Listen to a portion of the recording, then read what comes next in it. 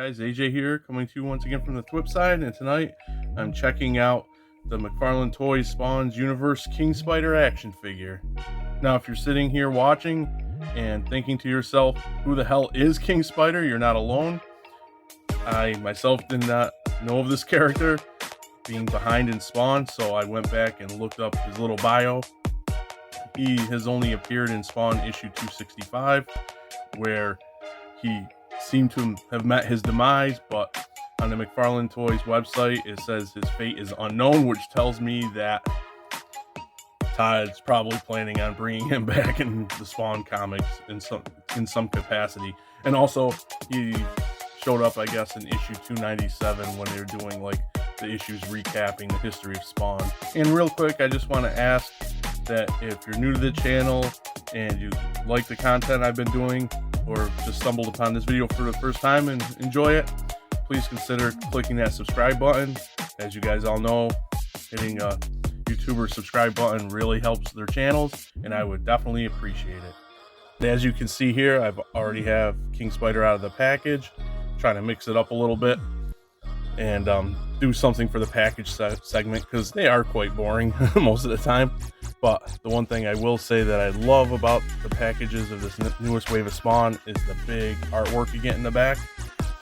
I can't remember, because I'm getting old, if they've been doing that. Something tells me they weren't so much the whole back of the box. I don't know, I could be wrong. But anyway, I just really love this wave and the artwork they're putting there, so I figured I would highlight that for the package segment. Besides that, just the plain old Spawn box that we've been getting with the mumbo jumbo. For accessories, we get the tried and true Spawn base, and we get an extra set of hands. Get a fist, if I get it into focus, and like a clawed splaying hand. Oh, and it dropped, but that's okay. And we get this other base, which I have them on now, which I thought is pretty cool. It's just got like a skull. It looks like some kind of concrete work or whatever. Kind of plain. There is some gray in the skull. I wish it was like had some paint thrown at it to bring out some of the detail, but it is what it is. I'm happy to have gotten it. And then on the figure, I have him here. It's got this chain. It's not bendy plastic, like no bendy wire, and I'm sure you could heat it and move it into different positions, but it'll probably come right back. It's still really cool. I like how it has the effect of wrapping around his fist. For articulation, it's pretty much what we always get from McFarlane. You got the head swivel. Can't look up as much as I'd like at all, barely any up. Can look down a fair amount. Got some nice head tilt, swivels. You got the arm that rotates. It's in that cap. And this cap is more free-flowing than a lot of the figures I've gotten, so I like that. It goes all over the place. It's like a butter, I call it cap just because of that cap, but it's like a butterfly. But a lot of nice movement this time. You got the bicep swivel, the nice double jointed elbows, the wrist swivel, and then you go up and down, or you can manipulate them to go side to side, whichever you choose. Standard McFarlane fare. For the torso, it's got a nice wrist swivel and a little bit arc back and some punch forward. Not much going on there as usual. Can do the splits really far, almost all the way out. Kicks up, kicks back. No swivel at the hip really. Nice double jointed knees. And then you got the ankles. I already spoiled that. The ankles back are really tight. And ankles forward. And some nice rocker. And if it seems like I blew through the articulation segment, yes, I pretty much did. And the reason is that, to me, that's the most boring part of a review. And if you collect McFarlane figures, you kind of know what to expect. So it gets kind of boring, to be honest with you. But where Todd and McFarlane Toys really shine are always the presentation of the figures and how they come out. And this guy's no different. And we're going to start off at the head. Really cool face. it does say in that bio he has superhuman like strength and durability and stuff, so for powers. And like I said, I've never heard of him because I've never read up to that far in Spawn before, but I am working through that now, so we'll see how he fared. But yeah, as for the figure himself, he looks really cool. I believe all the spider lines are sculpted. It feels like they are. Nice clean paint on them as well. Really cool red eyes. Then you have like this tattered like hood type deal. And then you got your straps and all the textures. I had to check out the Mortal Kombat Spawn figure because I thought this was a lot of reuse, but of course because of the spikes here and things it isn't, but it's very close. And the one thing I always say is that the Mortal Kombat Spawn figures don't scale well, in my opinion, with the Spawn Universe line.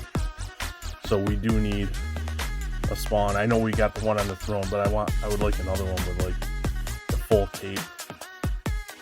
But yeah, his whole body's nice and textured, and it's got like this dirtiness to the white, so some nice paint there to grunge him up.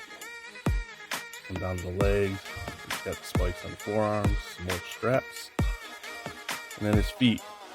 And I will say that while the body itself has some nice paint, and I got this blue stuff on him. I don't know if that's weird. Some blue. I don't know if that's on purpose or what. I just noticed that for the first time under the lights. When I have it there, and then like there. Interesting. But anyway, speaking of the paints, the only thing I wish is that the green pieces, like the forearm gauntlets and these shin guards, and of course this hood type thing, had a little more paint detail, maybe like a wash to bring out the detail, because sometimes it just comes off as a little plain compared to what's going on with the body. Just a small little nitpick. But yeah, I think he looks really awesome.